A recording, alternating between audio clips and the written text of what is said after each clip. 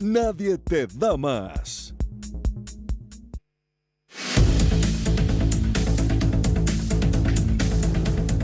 Hola, ¿cómo están? Bienvenidas, bienvenidos a CNN Prime. Hay una completa cobertura, por supuesto, a lo que está ocurriendo en Medio Oriente, pero también a muchas reacciones y noticias en nuestro país. Vamos de inmediato con los titulares. Continúa la ofensiva de Israel a 5 días del inicio del conflicto armado con Hamas. Ahora el ejército desplegó 300.000 soldados en la frontera con la Franja de Gaza. Esta tarde se quedó sin electricidad. Luego del bloqueo israelí, nuevamente se quedó sin electricidad. En esta misma línea, Netanyahu convocó un gobierno de emergencia junto a la oposición para coordinar sus operaciones de guerra. Más de 200 chilenos han sido evacuados desde Israel por medio de vuelos humanitarios. El último avión llegó a España con 78 pasajeros y hoy se unió un Hércules C-130 a las operaciones. Se espera que los aviones de la FACH realicen nuevos viajes para extraer a los compatriotas que solicitaron ayuda a las autoridades. En el marco del caso Convenios, el Ministerio Público citaría a declarar, pero todavía, según los involucrados, no lo ha hecho, en calidad de imputados a Giorgio Jackson, el jefe de asesores de La Moneda, Miguel Crispi, y a la directora de presupuestos, Javiera Martínez. Esto tras la querella interpuesta por parlamentarios republicanos. La defensa del exministro de Desarrollo Social aseguró que no han sido notificados de ninguna diligencia hasta el momento. Y en el deporte, el presidente Gabriel Boric encabezó la ceremonia de inauguración del Parque Estadio Nacional, que va a albergar los Juegos Panamericanos y Parapanamericanos 2023. El mandatario destacó el alto nivel de la infraestructura deportiva que va a permitir llevar a cabo el evento internacional desde este 20 de octubre. Todo esto y mucho más, aquí comienza CNN Prime.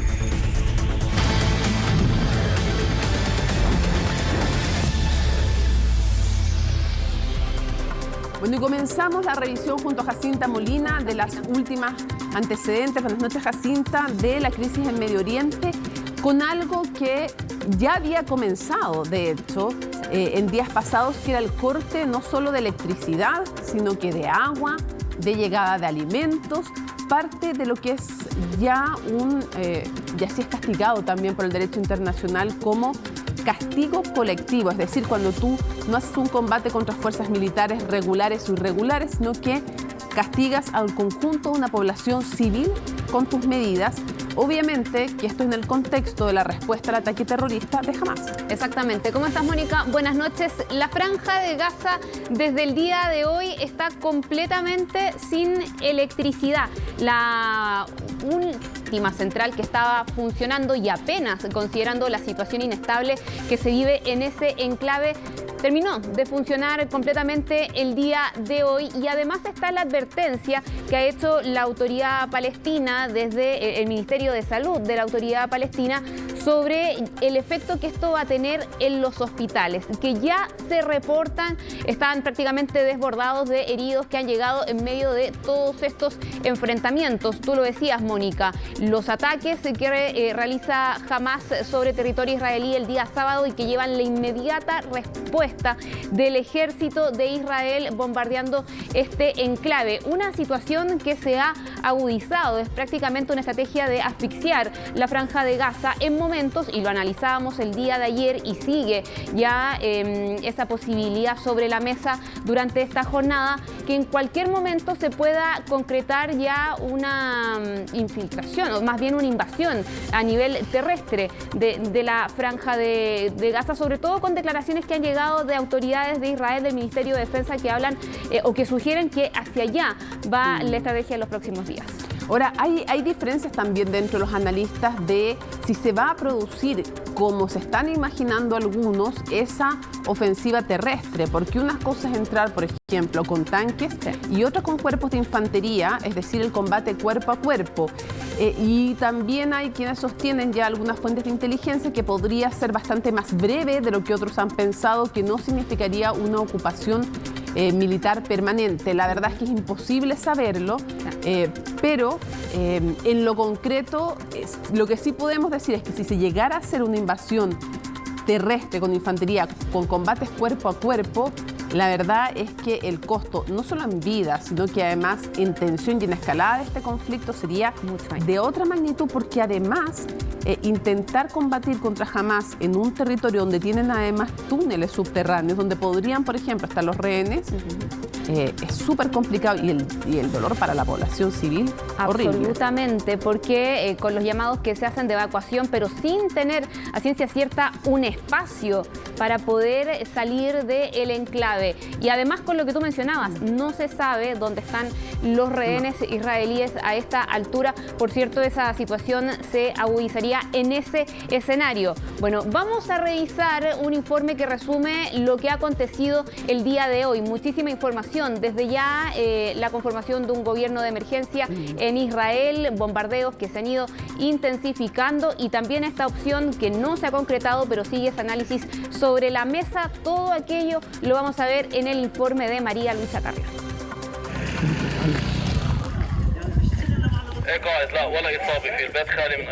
Quinto día de crisis en el Medio Oriente y el conflicto no hace más que escalar, y no necesariamente en la Franja de Gaza o cerca de ella. El martes hubo bombardeos en la zona fronteriza entre Israel y el Líbano. Estas son imágenes del día posterior. Casas, una mezquita, todo dañado. Fue la respuesta israelí a un ataque con cohetes del grupo armado Hezbollah. Aquí está uno de los temores centrales que existe, que es que aparte de la guerra entre Israel y el movimiento Hamás en Gaza, pueda haber otro conflicto añadido entre Israel y las milicias también proiraníes como Hamás, en este caso de Hezbollah en el Líbano. Lo que podría agudizar aún más el conflicto, que estaría ahora en dos frentes, en la frontera norte y en el límite con Gaza. Solamente hoy Hezbollah tomó responsabilidad por uno de estos ataques, diciendo que están respondiendo al asesinato de 3 de sus miembros hace unos días atrás. Tenemos que ser bastante cuidadosos con la frontera libanesa y Hezbollah. La tensión es muy alta, tenemos muchas tropas en la frontera. Conflicto latente mientras la guerra en Gaza tampoco da tregua. Así se encontraba la franja a las 7 de la tarde, hora local, sin luz. La única planta de energía que funcionaba se quedó sin combustible. A esto se suma el corte de otros suministros básicos, todas amenazas del gobierno israelí que se especula podría estar preparando una intensa ofensiva terrestre para impedir que Hamás contraataque con la misma brutalidad que lo hizo el sábado pasado. Empezamos la ofensiva desde el aire, más adelante lo haremos también desde tierra. Hemos estado controlando la zona desde el segundo día y estamos a la ofensiva. Esto solo se intensificará. Es que son 300.000 los reservistas que se han llamado para hacer frente al conflicto en la frontera con el enclave, que sigue en su punto máximo. La última noche fue de intensos ataques aéreos. Los habitantes de Gaza despertaron con estas imágenes. Los ataques han sido injustos, no hemos visto esto en ningún otro lugar antes, ni siquiera en Hiroshima y Nagasaki. Apuntaron a personas, árboles e incluso piedras, niños. No dejaron nada seguro. No puedes distinguir entre tu casa y la de tu vecino.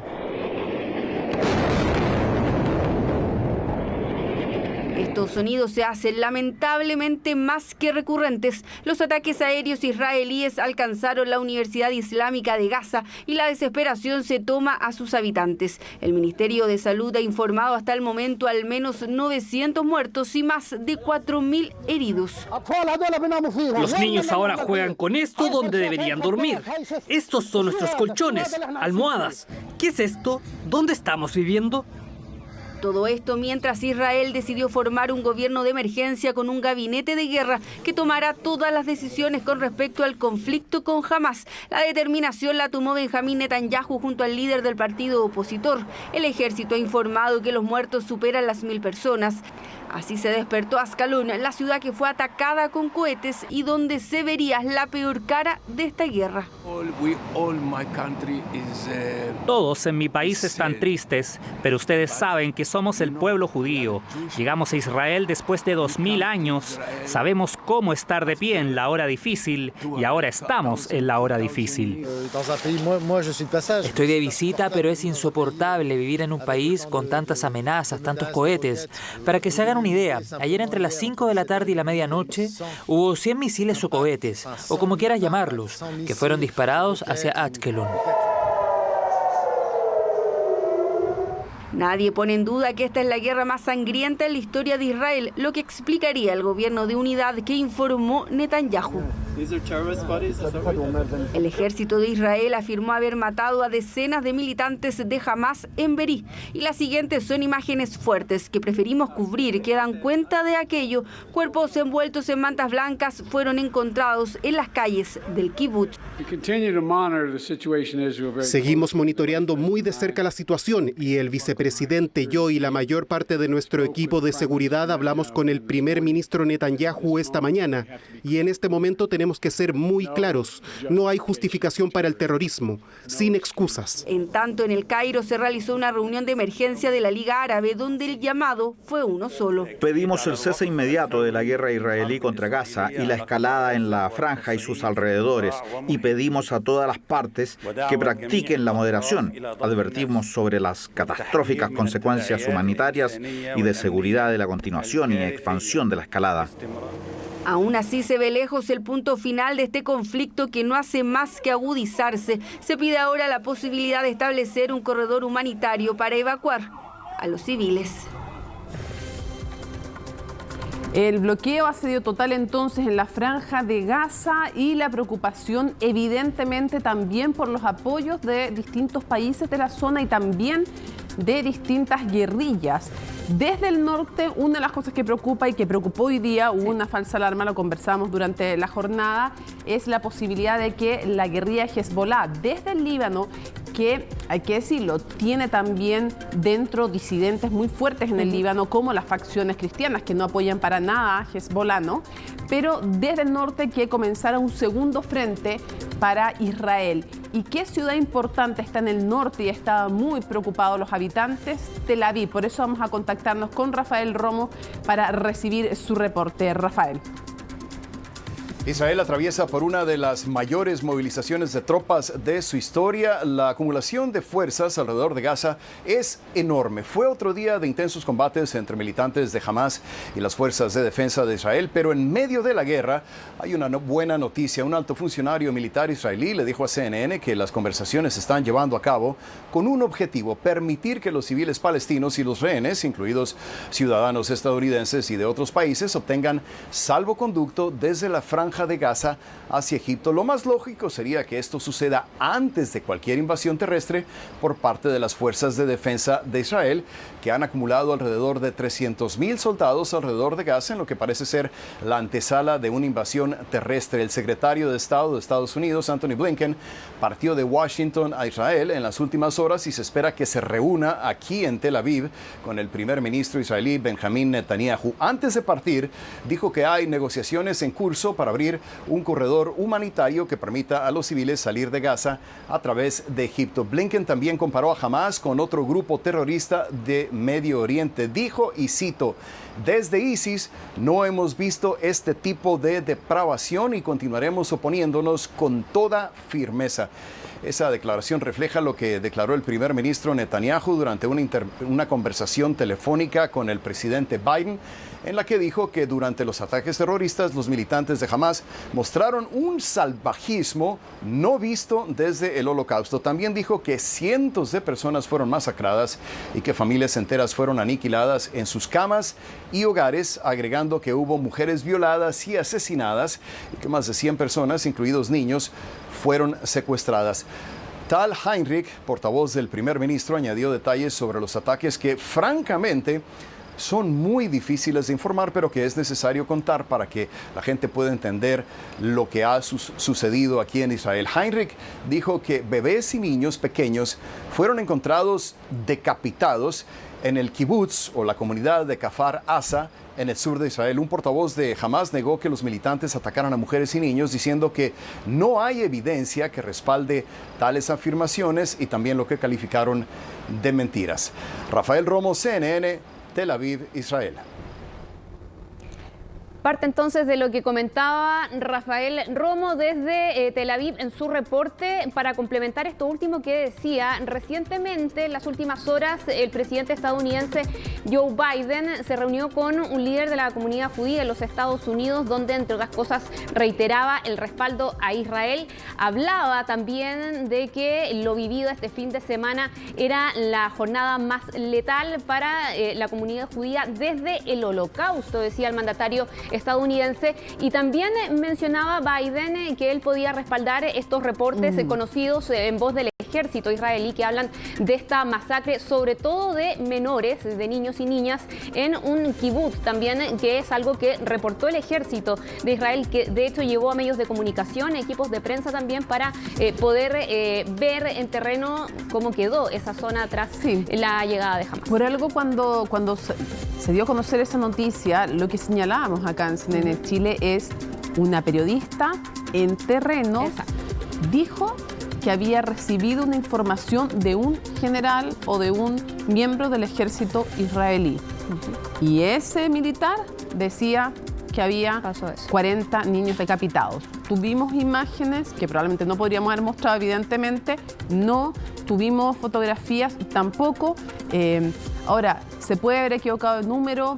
¿Ocurrió o no ocurrió? Bueno, esa es la versión y así la tenemos que ir contando en una guerra, en un enfrentamiento tan brutal como este, que entre otras cosas, además, Jacinta, ha dejado el fallecimiento de 4 personas relacionadas con nuestro país y sigue la preocupación por una chilena que, según ha denunciado su padre, podría estar secuestrada en la Franja de Gaza, pero no hemos tenido ninguna información.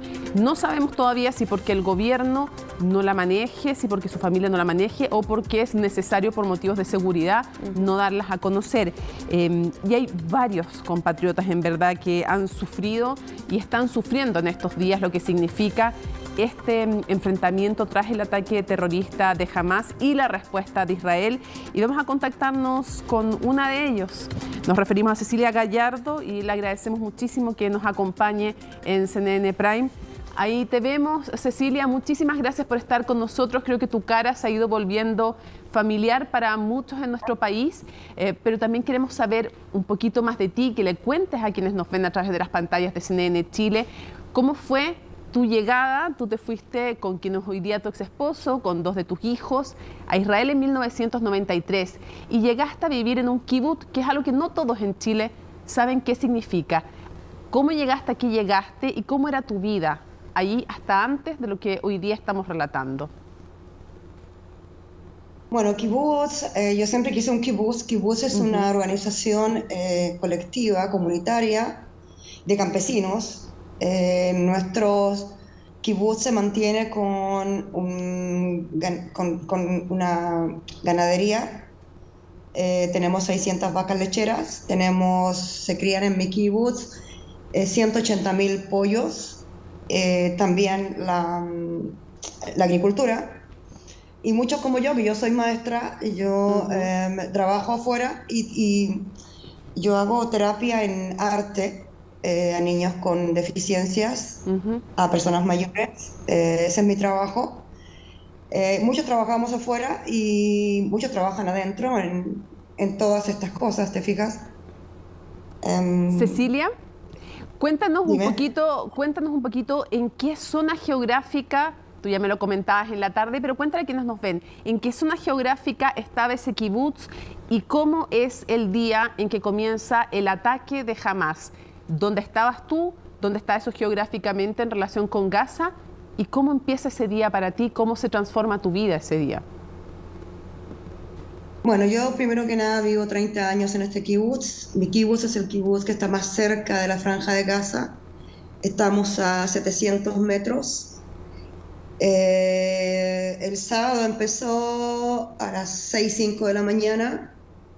Empezaron bombardeos, pero bombardeos, te digo que yo no alcancé a llegar al búnker, me tiré al suelo y me puse las manos en la cabeza. Fueron 15 minutos de bombardeo muy intensos y de ahí corrí. Mi hijo, por suerte, mis hijos, yo tengo 2 hijos y 3 nietos viviendo en el kibutz. Andaban de vacaciones por la fiesta de Sukkot, así que yo estaba sola en realidad. Corrí a rescatar al perro de mi hijo, llegué a la casa de él, abro la parte de afuera para entrar al perro y empieza otro bombardeo y corrí al búnker de mi hijo, por suerte, porque el búnker de mi hijo, a todos nosotros no sabíamos que habían terroristas. No se nos había avisado, nadie sabía nada, en realidad pensamos que era un ataque corriente porque acá siempre nos atacan, ¿eh? Yo te digo, desde el año 2005, acá caen entre 5 y 6 morteros, que eso no se dan órdenes, o sea, caen y tú sigues viviendo, ¿te fijas? Es terrible decir eso, pero así vivimos las comunidades de la Franja de Gaza, los que vivimos en toda la franja, todos los kibutzim. Después de eso nos avisan y por suerte estaba en el búnker de mi hijo que tiene un pestillo. El mío no tiene pestillo, tú sabes que no sé si estaba en un refugio. Los refugios tienen son para detener esquirlas, para detener, digamos, no para detener un terrorista o que te abra la puerta, ¿te fijas? Entonces cualquiera te puede abrir la puerta. Y por eso mucha gente murió porque no tuvieron cómo cerrar las puertas, ¿te fijas? O sea, eso fue lo que pasó y estuvimos ahí en mi kibutz, estuvimos 22 horas en el refugio. Mi casa fue bombardeada, tengo toda parte de mi casa ya no existe. Destruido. Cuando llegaron 2 grupos de terroristas, trataron de abrir la puerta, el perro ladraba, cuando los escuchaba, ellos gritaban afuera, hablaban en árabe y gritaban su grito que todos, imagino, en Chile lo conocen, el Allahu Akbar. Lo que no destruyó la bomba lo destruyeron ellos. Cecilia. Estamos junto a Jacinta Molina, que también quiere hacerte una pregunta para seguir con este relato. Sí, Cecilia, buenas noches. Bueno, tú mencionabas que estuviste 22 horas en este búnker. Posteriormente, ¿a dónde vas? ¿Dónde llegas? ¿Cómo te llevan también? Y ¿cuándo te enteras o dimensionas la situación que estaba ocurriendo y que viviste en ese momento, que es este ataque de Hamas? ¿Cuándo te enteras tú ya in situ de qué es esa situación propiamente tal? Mira, a mí mis hijos me llamaron a las 6:30 de la mañana. Ellos me avisaron en realidad y ahí yo vi el teléfono porque no... Pensamos que era un ataque normal, te fijas, y nosotros estamos acostumbrados a eso. No sabíamos que era una invasión, porque fue una invasión, te digo, en mi kibutz a las 8 de la mañana ya los tenían tomado el kibutz. Mis hijos hicieron una cadena de teléfono que escuchaban todo lo que pasaba ahí, y ellos me iban informando porque nadie sabía, no sabíamos nada. Entonces fue muy complicado porque en la página, tenemos una página del kibutz y todo, lo único que yo veía es que la gente gritaba, escribía auxilio, auxilio, están aquí, y yo ya sabía, o sea, sabíamos ya que no teníamos ninguna defensa, que estábamos solos, no teníamos armas tampoco. Como te decía, somos gente que trabaja, somos gente de campo, no hay armas, la única defensa que tenemos son nuestros soldados. Y ya a las 8 de la mañana no teníamos soldados, ya después supimos que habían 15 o 20 soldados y los mataron en la mañana. No. Después a las 4:50 de la mañana llegó un pelotón de Givati y me llaman y empezaron a gritar, lo escuché gritar afuera y decían hay alguien, entonces yo grité, yo estoy, y me habían dado una señal para saber que eran ellos, porque ellos también iban vestidos con uniformes de nuestros militares también y hablan muy bien el hebreo, entonces teníamos una señal para poder abrir.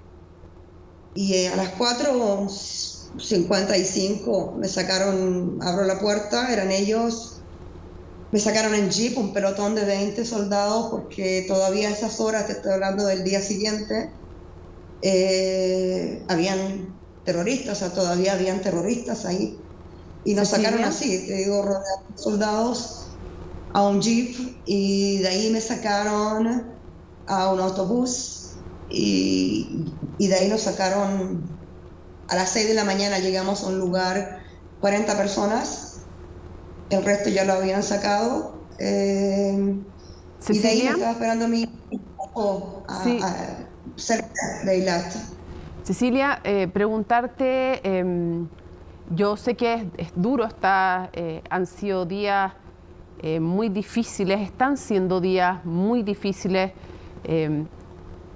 sobre todo para toda la población civil, para todos los involucrados en este conflicto. Queremos saber cómo están tus hijos, y qué pasó también, Cecilia, con tus amigos, es tu comunidad con la que has vivido todo el tiempo tú. ¿Qué pasó con tu comunidad del kibutz? De los niños que mataron. Los niños que mataron, degollaron a 40 niños. No es en el kibutz que está al lado. Los degollaron, y a los que mataban los degollaban.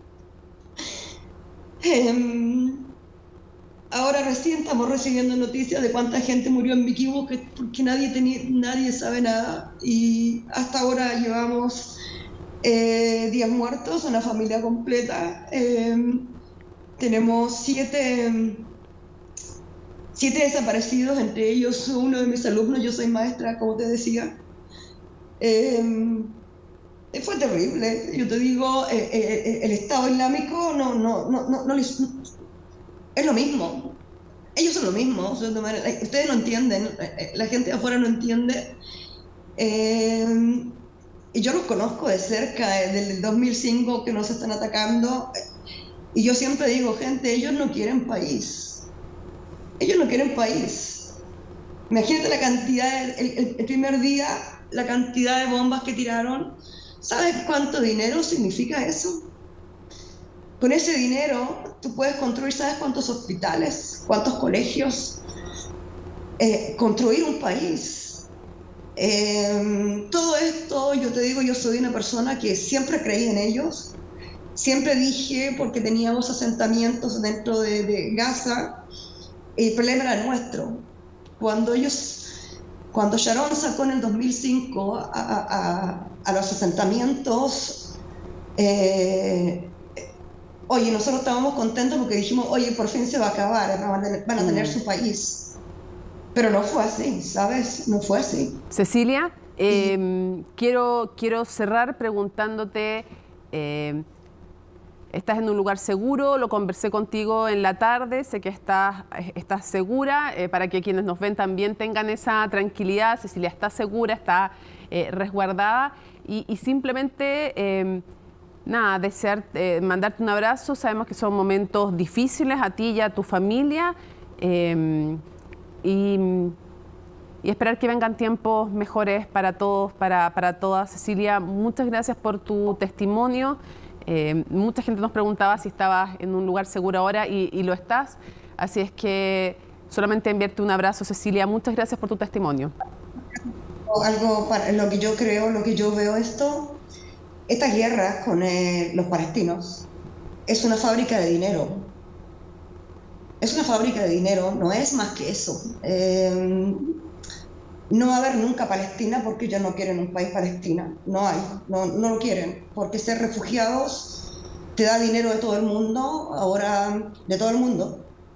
Entonces es una fábrica de dinero. Toda la gente que lucha en este minuto que ves en Chile, la comunidad palestina, van a pedir plata, ¿te fijas? Un 70% digo yo se va a los bolsillos de ellos, u otro tanto se va a los bolsillos de Hamás, y el 5% llega al pueblo de Palestina porque ellos no reciben nada. ¿Te fijas?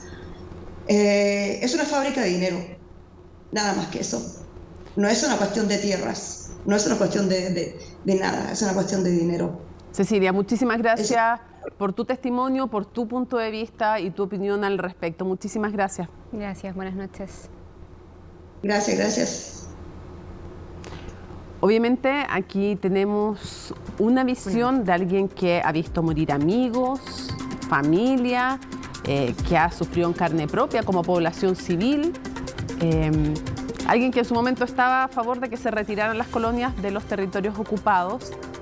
Y obviamente que si conversamos con palestinos de la Franja de Gaza, nos dirían palabras tal vez igual de fuertes hacia los líderes israelíes, porque efectivamente hay muchos civiles también, incluso dentro del Estado de Israel, que sí apoyan que existan dos estados, que es lo que el derecho internacional reconoce como el derecho de ambos pueblos, palestinos e israelíes, a vivir en un estado seguro y que cada uno reconozca al otro en su derecho a vivir seguro, además, ¿no, Jacinta? Entonces, claro que hay que dar el contexto también de quien ha vivido una situación muy tremenda, muy traumática y que tiene su punto de vista también como la tienen otros en el otro lado del conflicto. Exactamente, y por eso también hemos revisado y hemos conversado con con personas que nos pueden dar también ambas perspectivas. Tú mencionabas el tema pendiente, ¿no? Y lo comentábamos el día de ayer, era la propuesta que tenía Naciones Unidas desde antes de 1948, la creación de dos estados, solamente se concreta uno y por eso también queda ahí un tema pendiente que ha desatado este conflicto. Claro, porque es la época en que después del Imperio Otomano, Gran Bretaña, en la época todavía colonial, se hace cargo de lo que se conocía entonces como Palestina y que también el pueblo judío reclamaba parte de Palestina como su hogar, como su origen, sus raíces, ¿no? Después de haber sido expulsados por el Imperio Romano, en fin, y ya sabemos todo eso de las diásporas que se han dado en ambos pueblos, además, ¿no? Entonces, claro, después que se hace cargo Gran Bretaña de este sector y se lo toma como su protectorado, después de el holocausto judío, comienza una presión aún mayor por poder llegar a ese lugar y empiezan a emigrar muchísimos judíos y quieren estar ahí y quieren establecer ahí su hogar. Finalmente, Gran Bretaña le promete a ambos, a palestinos y a judíos, un Estado. Se produce la partición, la idea de partición en el 47, pero el 48 solo surge porque lo rechazan también los palestinos que querían toda lo que se conocía como palestino para ellos, sentían que era una pérdida de territorio esta partición, una partición que es mucho más favorable de lo que quedó después de la Guerra de los 6 días. Y se concreta solo el Estado de Israel y comienza la guerra de los países árabes en su contra. Pero Jacinta, esto tiene cara de chilenos y chilenas. Hay, afortunadamente, tú lo has contado, lo hemos contado a lo largo de la jornada, 200 que han podido retornar en aviones, en vuelos de la FACH a nuestro país. También se ha incorporado un Hércules C-130 a estas labores para poder ir evacuando chilenos que estaban, los de primera prioridad, el tema de salud, el tema también de visitas, no de quienes estaban viviendo allí. Pero justamente Daniela González ha reporteado este tema, ha tomado el pálpito de lo que ha significado poder abandonar esta zona de conflicto para chilenos y chilenas. Este es su reporte. Y ese mar que tranquilo te baña, te promete un futuro esplendor. Y ese mar que tranquilo te bañas, te promete el futuro esplendor. Felicidad y alivio se respiraba en el primer vuelo humanitario para chilenos que salió desde el aeropuerto Ben Gurión en Tel Aviv. La llegada fue en horas de la madrugada a Atenas, Grecia.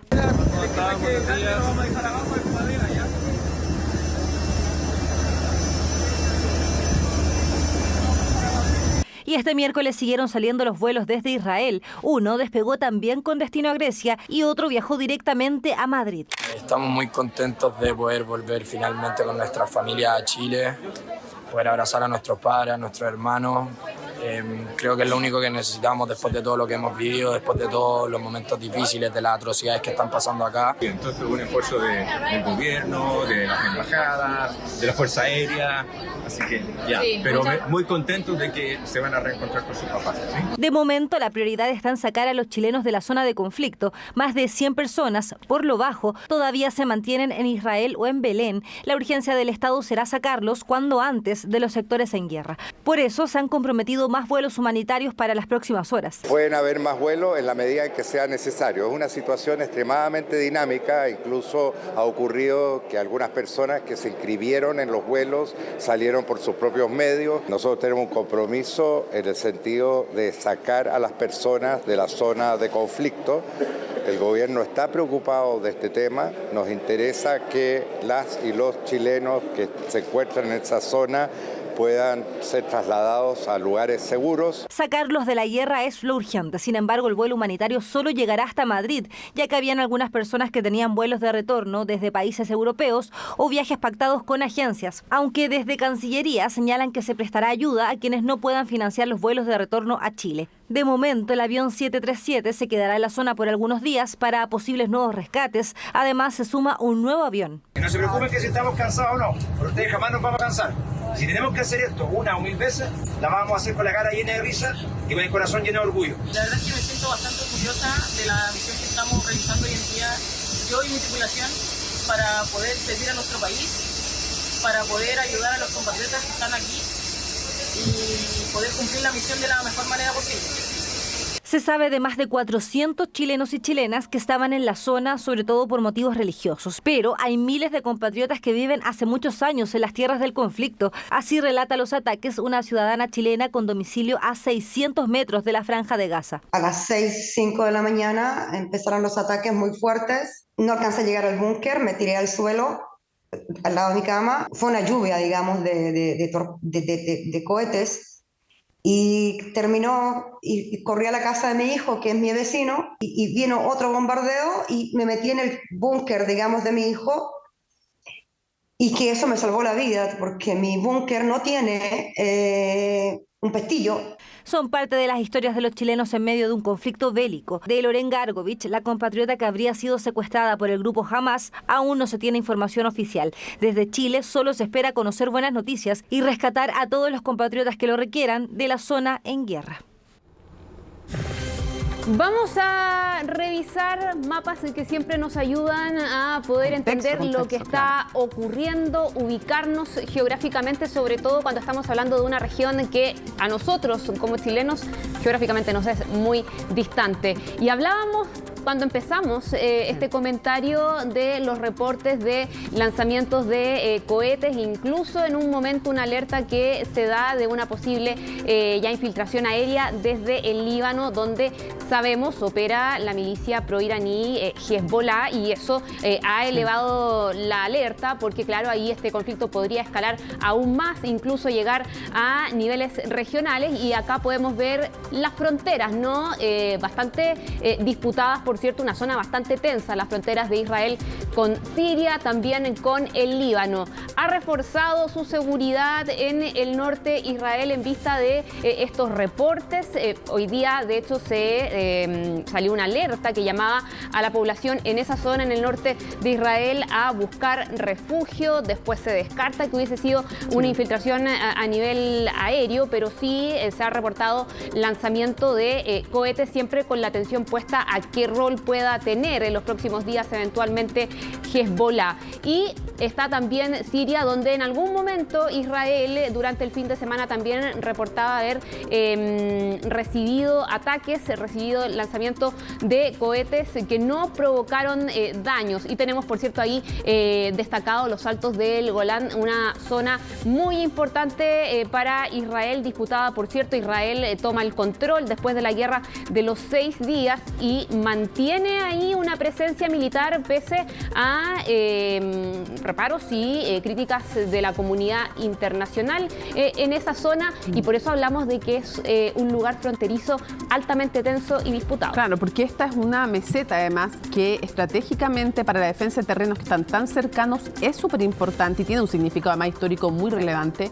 Y en esa guerra de los 6 días que se da previo a la guerra del Yom Kippur y después de la guerra del 48, cuando los países en el fondo atacan a Israel, en la guerra de los 6 días Israel logra ocupar Gaza, que estaría como acá abajo, Cisjordania, ocupa los altos del Golán, también por acá ocupa la península del Sinaí, que le devuelve después a Egipto en un tratado de paz de 1979, y Jerusalén Este. Es parte del saldo de la guerra de los 6 días, pero claro, tienes a Siria reclamando aquello, tienes al Líbano mirando a Hezbollah y el apoyo de distintos países a distintas milicias, y por lo tanto, claro que es una frontera caliente, y es una frontera caliente a lo largo de la historia. Si sumamos otros puntos más, podríamos sumar, como por ejemplo después, más adelante, la crisis del Canal de Suez con Egipto, pero ha sido una historia de uno y otro conflicto, y manteniéndose entonces los altos del Golán como parte de esas zonas súper complicadas. De hecho,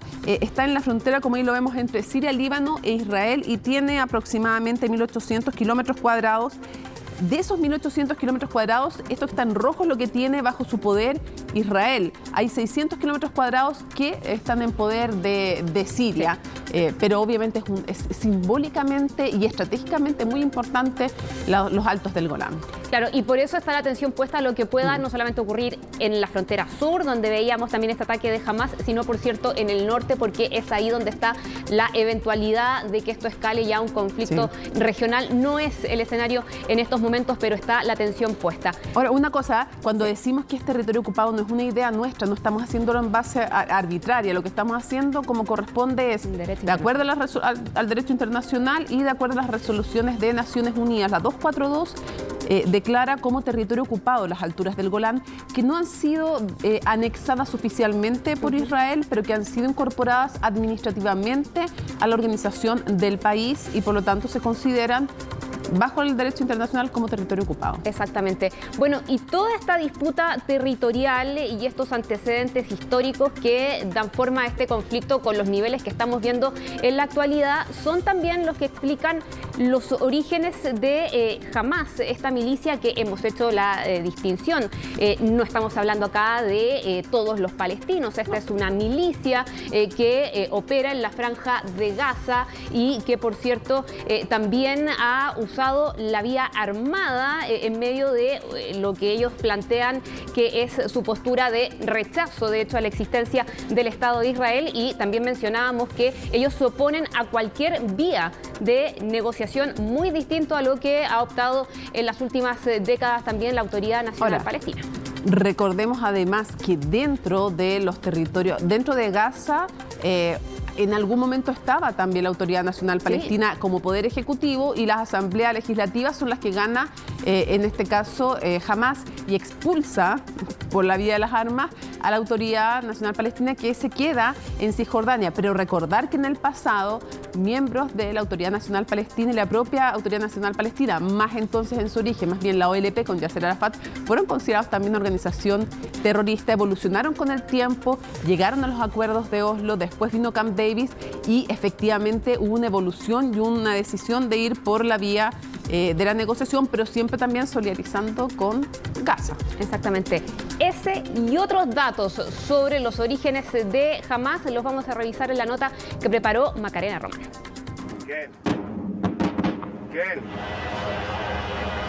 Es un territorio de solo 40 kilómetros de largo y 11 de ancho, pero aún así la Franja de Gaza es quizás uno de los lugares más disputados a lo largo de la historia. Para entender en general lo que está sucediendo en Medio Oriente hay que retroceder décadas. Tras el holocausto del régimen nazi contra millones de judíos en la Segunda Guerra Mundial, la presión internacional aumentó para establecer un Estado judío en la región de Palestina, en ese entonces administrada por Reino Unido, la zona de la tierra prometida por Dios a Abraham según la tradición judía. Así, en 1947, la Asamblea General de la ONU aprobó un plan que proponía dividir el mandato británico en dos estados, uno árabe y otro judío, y otorgar un régimen especial de ciudad internacional para Jerusalén. La propuesta nunca llegó a aplicarse del todo. State of Israel.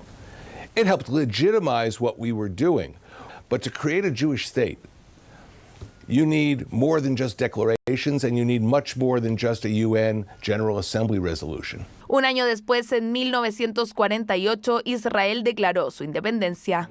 Así, inmediatamente después del establecimiento del Estado de Israel, Egipto, Siria, Jordania, Irak y el Líbano comenzaron una invasión que dio paso a la primera guerra árabe-israelí, que terminó tras la firma de un armisticio en 1949.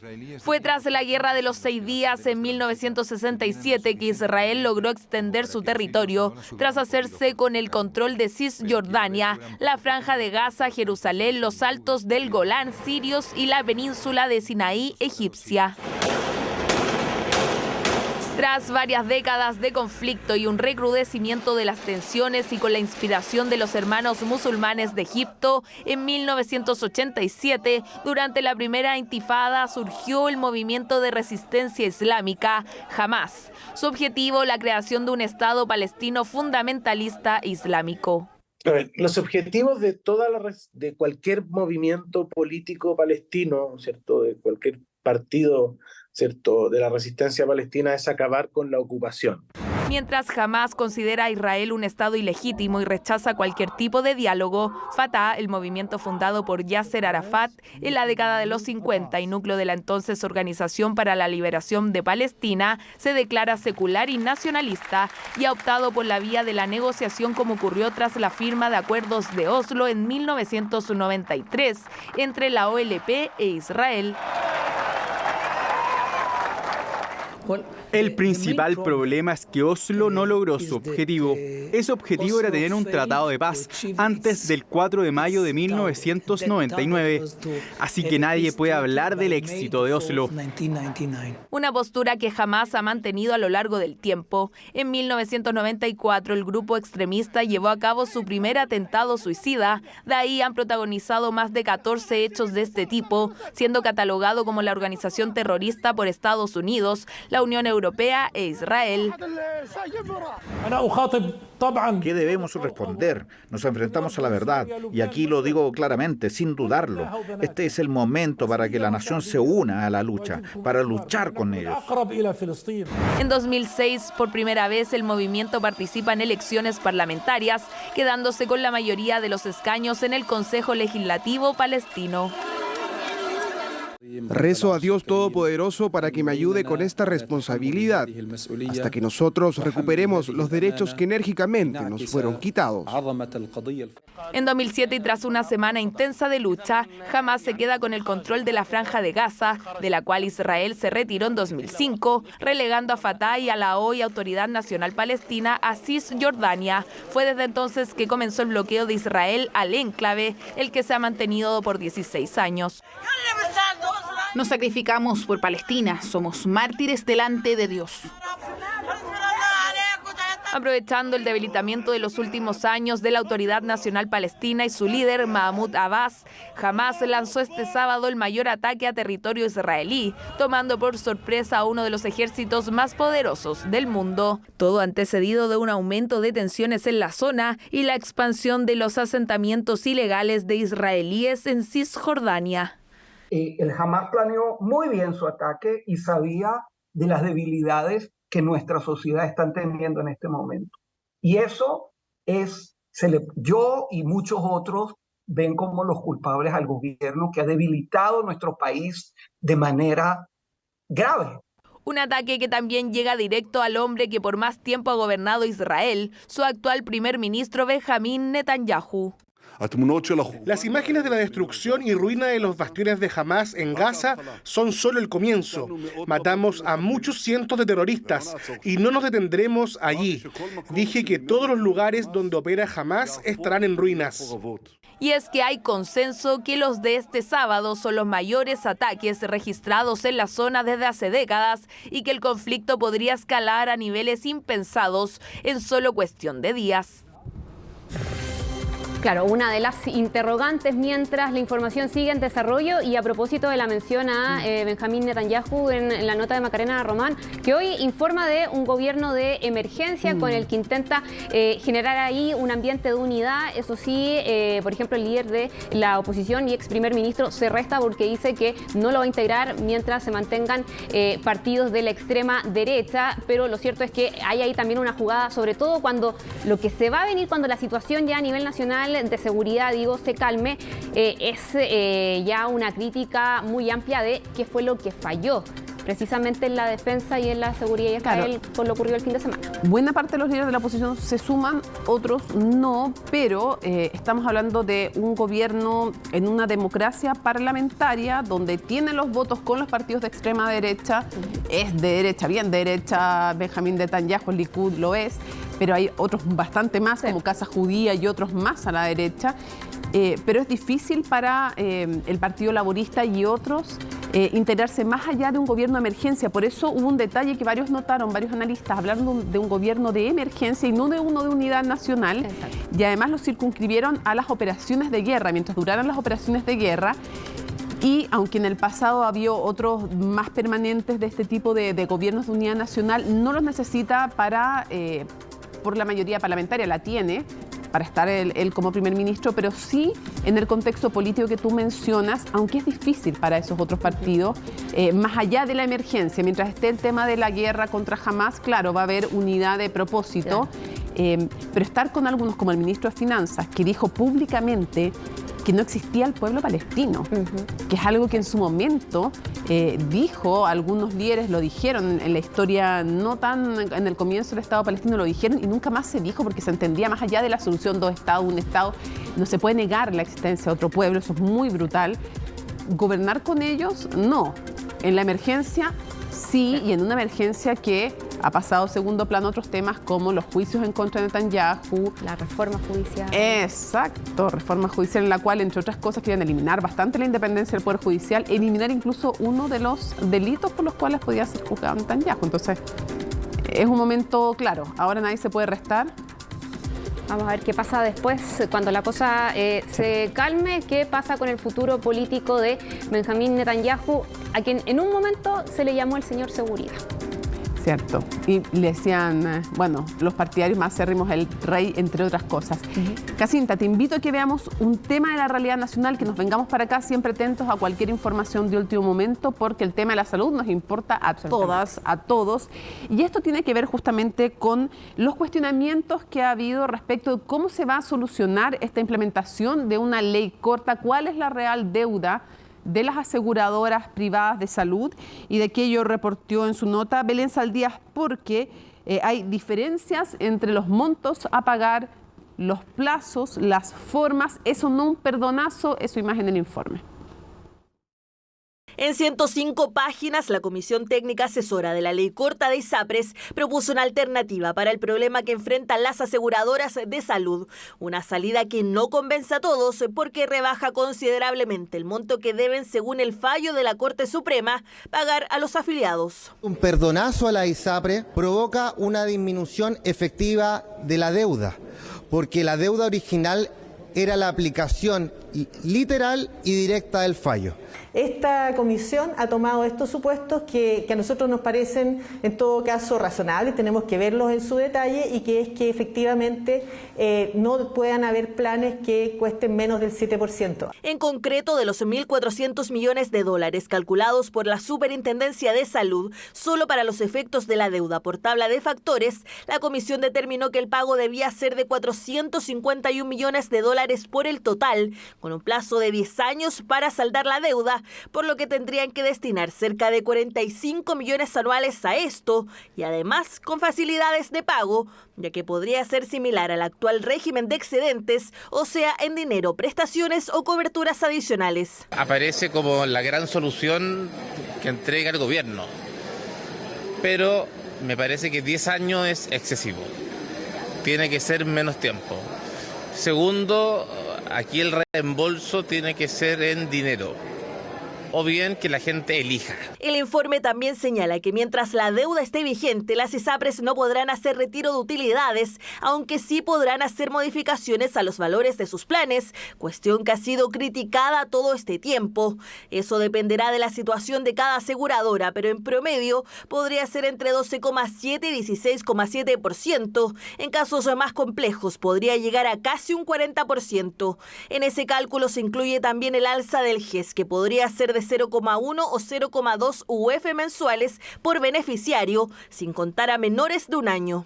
El ajuste del precio base estima la Comisión, tiene que tomar una indicación más fina respecto a aumentos de costos que no están registrados, no están calificados adecuadamente en la fórmula que se ha usado hasta ahora. Aquí lo que se está permitiendo es que tengan una alza extraordinaria cuando justamente lo que hizo los dos fallos de la Corte, el de tablas de factores y el del GES, es obligar a la ISAPRE a reducir los precios que se están cobrando hasta el día de hoy, porque la superintendencia no ha tomado ninguna medida para reducir los precios. Una alza de precio extraordinaria, por lo tanto estarían las mismas personas pagando la deuda de la ISAPRE. Una deuda que podría pagarse finalmente a costa de los propios afiliados. A eso es lo que apuntan muchos expertos. Sin embargo, otros argumentan que esta fórmula es la correcta, puesto que así funcionan las ISAPRES. En el caso del sistema ISAPRE, siempre el 100% de lo que cuestan los planes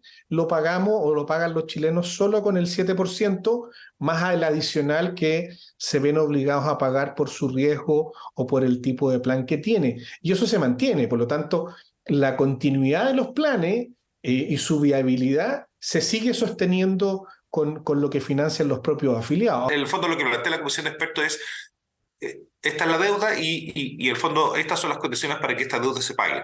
Y si no hay instituciones que la paguen, no hay deuda, no hay sistema de seguridad social privado de salud, no hay atención de salud de los más de 3 millones de beneficiarios. O sea, de alguna manera hay un esfuerzo quizás de cuadrar un poco el círculo, de decir, ¿sabe qué?